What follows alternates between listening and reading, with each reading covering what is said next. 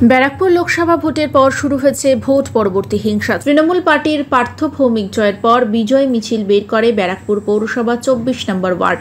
বিজয় মিছিল থেকে বিজেপি কর্মী বাবু নাগের বাড়িতে ভাঙচুর চালায় তৃণমূলের কর্মী সমর্থকেরা।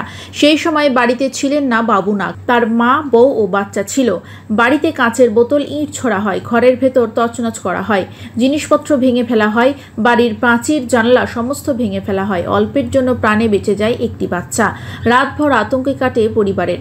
এই ঘটনার পর ব্যারাকপুর পৌরসভার চেয়ারম্যান উত্তম দাস বলেন, এই ধরনের ঘটনা কাম্য নয়।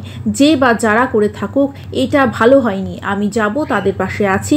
তারা যাতে পরবর্তী ক্ষেত্রে কোনো সমস্যায় না পড়ে সেই বিষয়টি আমি পুরোপুরি দেখব। কে বা কারা করেছে সে খবরটা আমার কাছে এখনও নেই, তবে খবরটা হয়েছে ওর বাড়িতে একটা সমস্যা তৈরি হয়েছে। সেটা আমার সাথে পার্থ ভৌমিকের কথা হয়েছে রাত্রে। আমি আজকে ওই 12টার থেকে 12:30 ওই বাড়িতে যাব।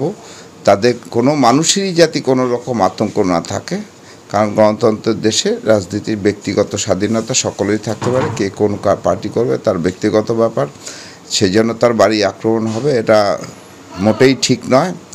আর এটা অন্তত পক্ষে আমরা এটাকে পছন্দ করছি না এবং